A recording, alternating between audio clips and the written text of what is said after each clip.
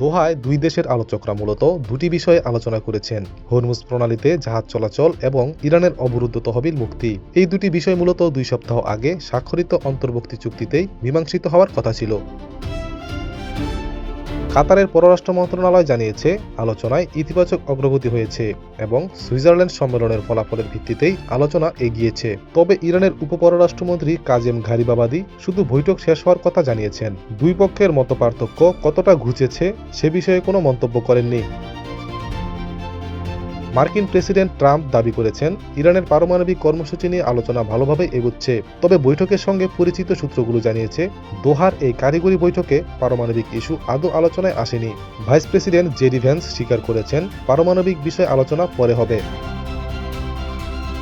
উল্লেখযোগ্য বিষয় হল, হোয়াইট হাউস এই বৈঠককে উচ্চ পর্যায়ের আলোচনা হিসেবে উপস্থাপন করলেও ট্রাম্পের জামাতা জ্যারেড কুশনার এবং শীর্ষ দূত স্টিভ উইটকফ কেউ সরাসরি বৈঠকে অংশ নেননি।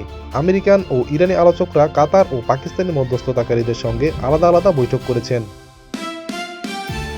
হরমুজ প্রণালীর নিয়ন্ত্রণ প্রশ্নে ইরান তার অবস্থানে অনড়। দুজন জ্যেষ্ঠ ইরানি সূত্র জানিয়েছে, প্রয়োজনে শক্তি প্রয়োগ করে হলেও প্রণালীর উপর আন্তর্জাতিক স্বীকৃতি আদায় করতে দৃঢ়প্রতিজ্ঞ তেহরান। এছাড়া আগস্টের মাঝামাঝি থেকে জাহাজ চলাচলে টোল আরোপের ঘোষণা দিয়েছে ইরান।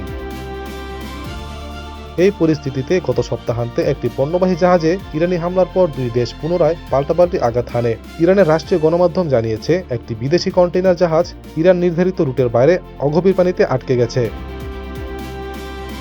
পরবর্তী বৈঠক কবে হবে তা নির্ভর করছে ইরানের সর্বোচ্চ নেতা আয়াতুল্লাহ আলী খামেনির দাফনের উপর। আগামী 9 জুলাই তাকে সমাহিত করা হবে। এরপরই নতুন দফা আলোচনায় বসবে দুই পক্ষ। ট্রাম্পের মন্তব্যের পর আন্তর্জাতিক বাজারে তেলের দাম 4 মাসের মধ্যে সর্বনিম্নে নেমে এসেছে। ATV USA international desk.